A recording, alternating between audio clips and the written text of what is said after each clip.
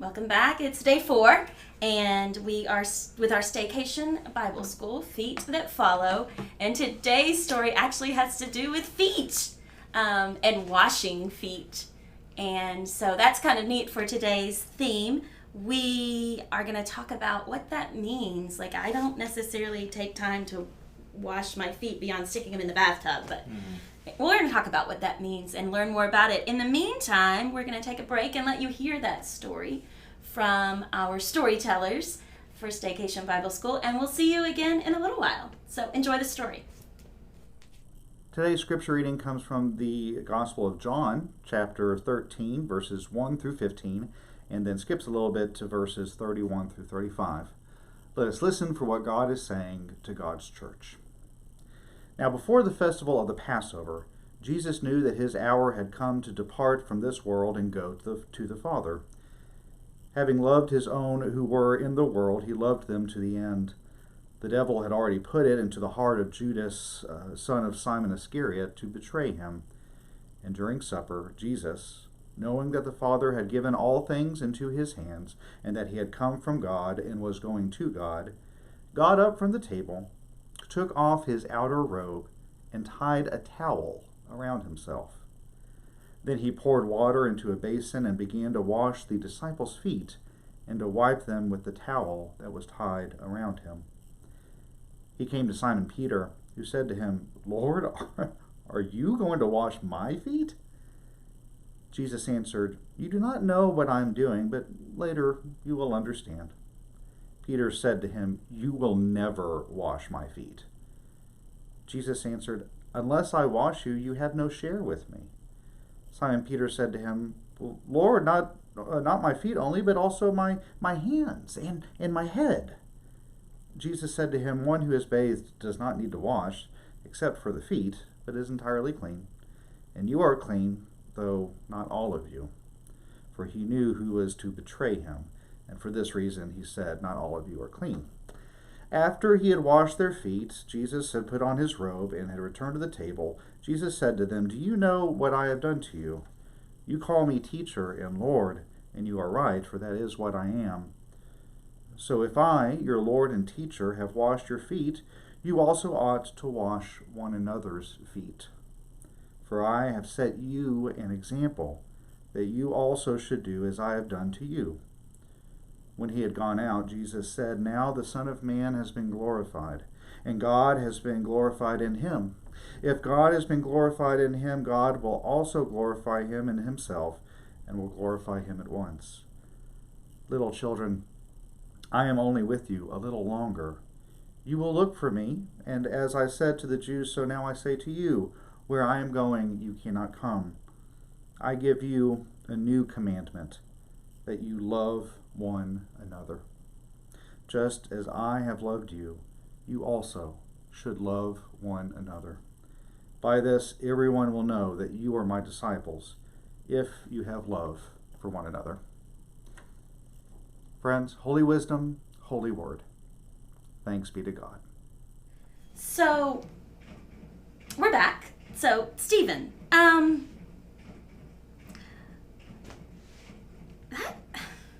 feet are kind of yucky. Like, I don't think about my feet all that much, but they're not really my favorite part of my body. So, why do you think Jesus did that? Wash their feet. Well, we may not do it a whole lot now, That's true.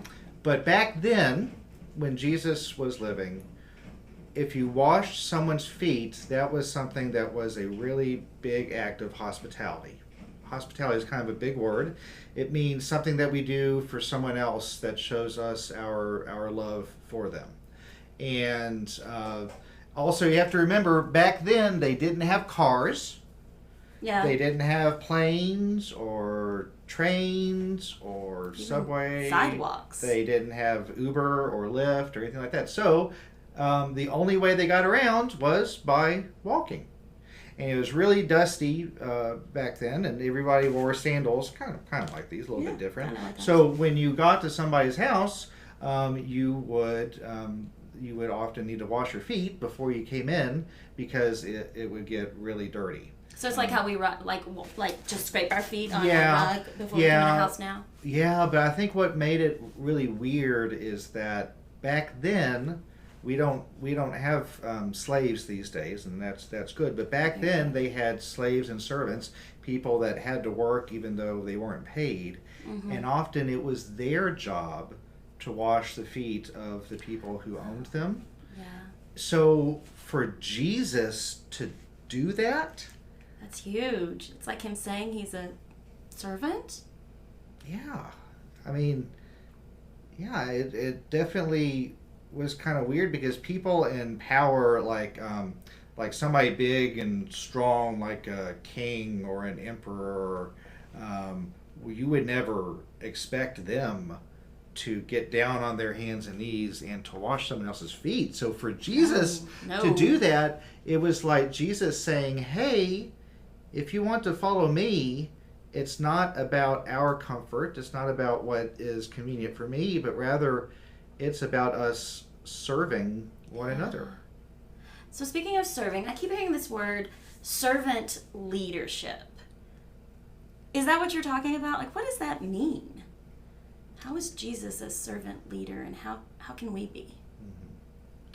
Well, I think that the other kind of leaders back then take what you would call the emperor, which the emperor is kind of how you might think of what we would call a president or a governor, somebody really important. Kind of in charge. That they would always have other people do things for them, right? They would have just constantly have other people do things for them. And Jesus showed us a different kind of leadership.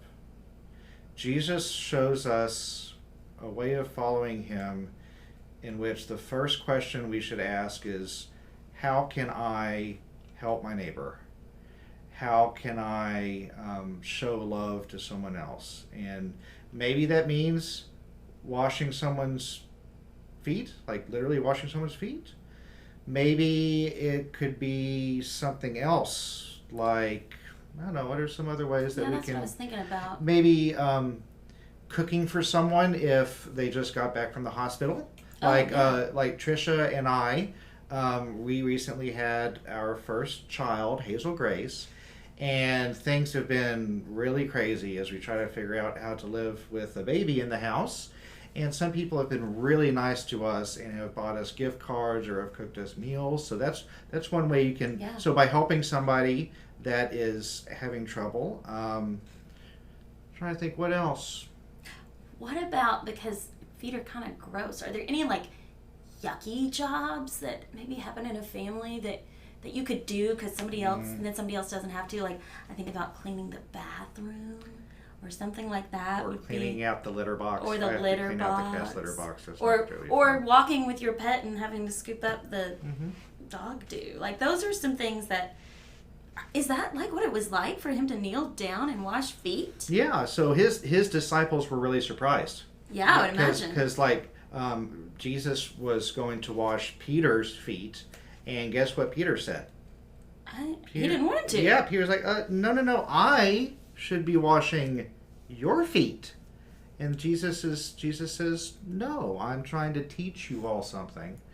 And it definitely got the message across because it was such a weird thing, but it teaches us that we are called to serve, that we are called to do what is in the best interest of our family, of our neighbors, that is what it means to be a Christian. And I think sometimes it's not the most easy or pleasant thing to do. Yeah, it can or be comfortable hard. thing to do. It can be very hard. It can be very hard. Jesus, as far as I can tell in the Bible, never said that being his disciple was going to be easy. Yeah.